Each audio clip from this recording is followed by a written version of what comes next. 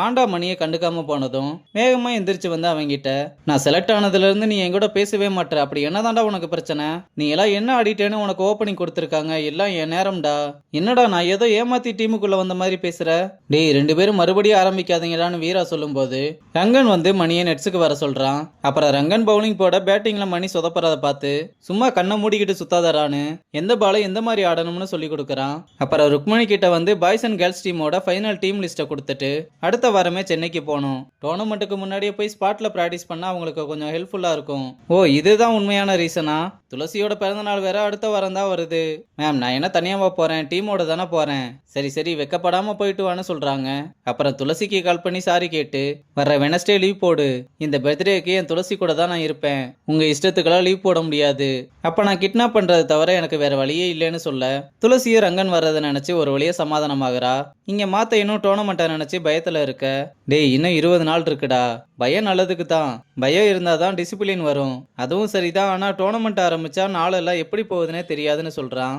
உடனே தீயவும் நான் உன் கூட இருக்க போறதும் இன்னும் கொஞ்ச நாள் தானேன்னு ஃபீல் பண்ணி அழுக ஆரம்பிக்க, கவலைப்படாத நான் உன் கூட தான் இருப்பேன்னு மாத்தையனும் சமாதானப்படுத்துறான். அப்புறம் மறுநாள் மணிக்கிட்ட வந்து நீ எனக்கு ஒரு ஹெல்ப் பண்ணணும்னு, காலேஜ் வேற முடிய போகுது, தீயவும் ரொம்ப சோகமா இருக்கா, அதான் நான் அவளுக்கு ப்ரப்போஸ் பண்ணலாம்னு இருக்கேன், நீங்க ஆல்ரெடி கமிட்டட் தானேன்னு கத்த. டே அப்படி இல்லடா, இந்த லைட் எஃபெக்ட் எல்லாம் போட்டு ரிங் எல்லாம் மாத்தி அந்த மாதிரி.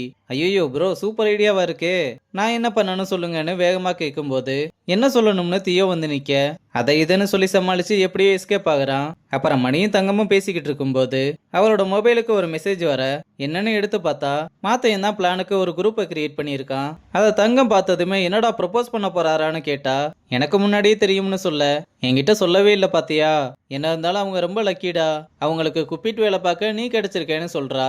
அப்புறம் தீயவை கூப்பிட்டு எப்படியே வெளியே வர, எனக்கு ஐஸ்கிரீம் வேணும் வாங்கித்தான்னு கேட்டா, எதனால நம்ம ஸ்பாட்டுக்கு போய் பார்த்துக்கலாம்னு எவ்வளவு சொன்னாலும் கேட்காம, இல்லடா இங்க எங்கேயோ தான் சவுண்டு கேக்குதுன்னு அங்க இங்கன்னு கையை காமிச்சுக்கிட்டே வர, கண்ணை மறைச்சு வண்டியை ஓட்ட விடாம லூசு மாதிரி பண்ணதுனால ரெண்டு பேருமே சேர்ந்து கீழே விழ, தியோ கால் மேல வண்டி விழுந்ததும் நல்லாவே அடிபட்டுருது. உடனே வண்டியை தூக்கி விட்டு காலை பார்த்துட்டு வா உடனே ஹாஸ்பிட்டலுக்கு போலாம்னு கூப்பிட்டா, இல்லடா எனக்கு ஒன்றும் இல்லை ஓகே தான் நம்ம போகலாம்னு சொல்றா. இங்க மணியும் தங்கமும் ஜாலியா மாத்தையனை பத்தியும் தியோவை பத்தியும் பேசிக்கிட்டு இருக்கும் போதே தங்கம் நம்ம ஃப்ரெண்ட்ஸா இருந்தப்போ நமக்குள்ள நல்ல அண்டர்ஸ்டாண்டிங் இருந்துச்சுலன்னு கேட்க, அப்ப லவ் பண்ண ஆரம்பிச்சதுல இருந்து ஹாப்பியா இல்லைன்னு சொல்றியா? இல்லடா ஆனா உனக்கே தெரியுதுல எப்ப பாரு சண்டை தான் வருது, அப்ப நான் செஞ்சதுக்கும் செய்யாததுக்கும் மூஞ்ச தூக்கி வச்சுக்கிட்டது நீதான், நான் இல்ல. மறுபடி இந்த கான்வர்சேஷன் என்னால முடியலடா, டயர்ட் ஆகுது. ஓகே டயர்ட் ஆகுதுல, அதை எப்படி எல்லா கான்வர்சேஷன்லயும் நானே வில்லன் ஆகுறேன்? டேய் நான் உன்னை வில்லனாக்களா இல்லடா, நீ ஃப்ரெண்டா இருக்கும்போது எப்படி இருந்தேன்னு தான் சொல்றேன். அதை சொல்றதுக்கு ஒரு விதம் இருக்கு, நீ சொல்றது என்ன குத்தி காமிக்கிற மாதிரியே இருக்கு. உனக்கு இந்த மாதிரிலாம் ஆகும்னு முன்னாடியே தெரிஞ்சிருந்தா லவ் பண்ணிருக்க மாட்டேன்னு சொல்ல வர அதானே? இல்லடா மணி நான் அப்படியெல்லாம் சொல்லவே இல்ல எனக்கே இந்த சண்டை வரும்போதெல்லாம் ஏன்டா லவ் பண்றோம்னு தோணி இருக்குன்னு சொல்ல, இப்ப நீ என்ன சொன்னேன்னு கேட்கும்போது மாத்தையனோட வண்டி சவுண்டு கேட்டதும் வேகமா போய் ஒளிஞ்சுக்கிறாங்க.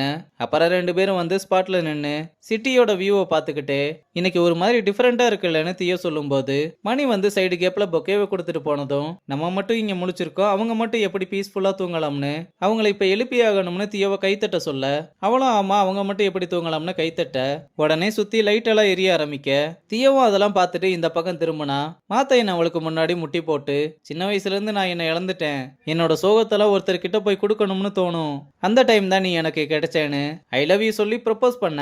அவளும் ரொம்ப சந்தோஷமா ஐ லவ் யூ சொல்ல ரெண்டு பேருமே கட்டிப்பிடிச்சு ஒன்னாகிறாங்க.